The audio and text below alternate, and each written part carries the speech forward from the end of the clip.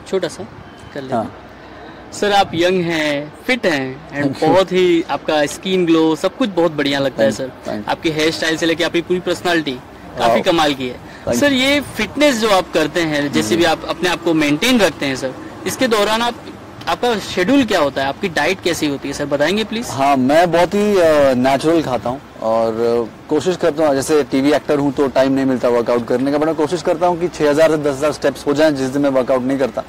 Workout करने की कोशिश करता हूँ और light weight to medium weight उठाता हूँ। पहले हैवी करता था तब मस्कुलर बहुत ज्यादा था, तो बट अभी एक्टर हूँ तो बॉडी लीन रहनी चाहिए ताकि आप विभिन्न प्रकार के रोल्स में फिट हो सकें। तो एक लीन बॉडी मेंटेन करता हूँ, तो लो टू मीडियम वेट्स उठाता हूँ।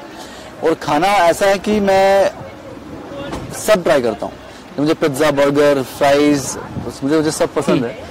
तो बट मैं भी कोशिश करता हूँ कि एक पोर्शन खाऊं। जैसे पिज्जा है 6 स्लाइसेस हैं तो मैं 1 या 2 ही खाऊंगा, 1 या 2 ही खाऊंगा, वैसा मत कर दो। एक या दो ही खाऊंगा। बर्गर है 1 बर्गर खाऊंगा, कुछ ही फ्राइज खाऊंगा।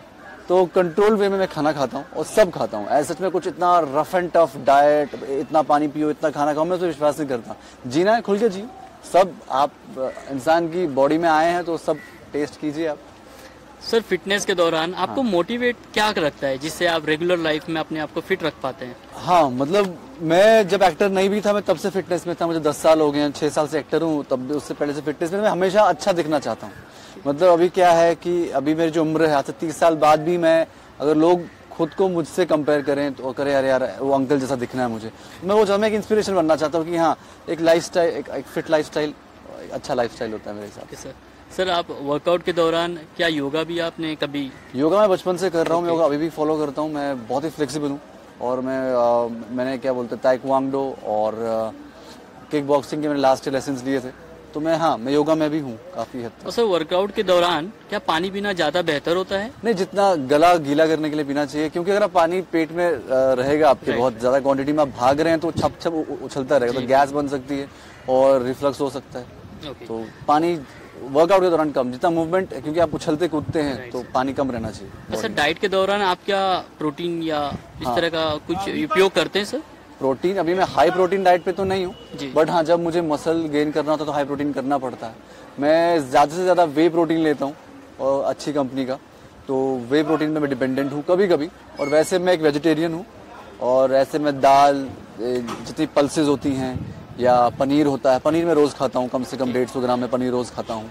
और दाल में दिन में 1 बार खाता हूँ, रोटी चावल, जो नॉर्मल डाइट हो सकती है इंसान की, जो आपके शरीर को कष्ट ना पहुंचाए। क्योंकि आप जब 20s में होते हैं, अपने 30s में होते हैं तो ये चीज़ें समझ में नहीं आती हैं, पर जब later part in your life 45 के बाद 50s में जाते हैं तो जो आप ये सब्सटेंस अब्यूज करते हैं उसका असर तब आता है आपकी किडनी पे, लीवर पे, तो वो अवॉइड करना चाहिए अभी से। एंड सर आपके ट्रेनिंग के दौरान क्या आपका ट्रेनर मतलब इतना ही महत्व रखता है या आप अकेले ही? हाँ, क्योंकि आप जब स्टार्ट वर्कआउट करते हैं तो फॉर्म बहुत जरूरी होती है, क्योंकि जब यंग होते हैं 20s में 30s में होते हैं तो आप बहुत अच्छा पुल कर सकते हैं। तो बट फॉर्म गलत होगा तो वो आपके बोन्स पे आएगा, मसल पे आएगा, वो उस टाइम रियलाइज नहीं होता, but later in the later part of your life और प्रोसेस में वो आपको बहुत हानि पहुंचा सकता है। ट्रेनर का होना जरूरी है क्योंकि वो आपको डाइट तो बताता है प्लस फॉर्म जो बहुत जरूरी होती है। आजकल के जो मिलेनियल्स है, जो आजकल की यंग जनरेशन जो 18-20 साल के हैं, 25 साल तक के हैं, वो ईगो लिफ्ट करते हैं। मतलब अगर आपको 18-20 किलो उठाना चाहिए जस्ट टू इम्प्रेस समवन और टू शो आपका रुतबा अपने ग्रुप में, वो ईगो लिफ्ट करते हैं। उठा तो लेते हैं बट उसका असर बाद में आपके बैक पे आता है, थाइस पे आता है, नीज पे आता है, तो वो सब अवॉइड करना चाहिए। ट्रेनर इसलिए जरूरी है। Sir protein source vegetarian best होता है या नॉन वेजिटेरियन? क्या प्रोटीन सोर्स वेजिटेरियन बेस्ट होता है या नॉन वेजिटेरियन? देखिए, मैं इसे बहुत बड़ी डिबेट है इसके ऊपर। तो मैं नॉन वेजिटेरियन से वेजिटेरियन हुआ हूँ पिछले 3 साल से, और उसका भी एक मेरा पर्सनल रीजन है, वो शायद मुझे मेरा बोलना जायज नहीं है क्योंकि वो बहुत डिबेटेबल है वो।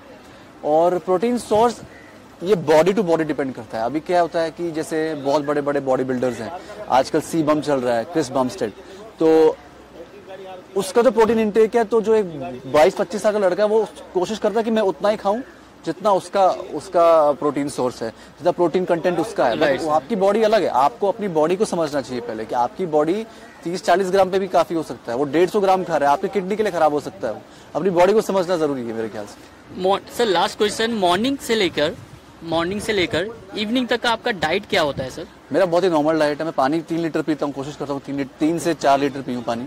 पानी में पीता हूँ क्योंकि उससे स्किन अच्छी रहती है, या फिर टॉक्सिन्स निकलते रहते हैं जो आप गेन करते हैं।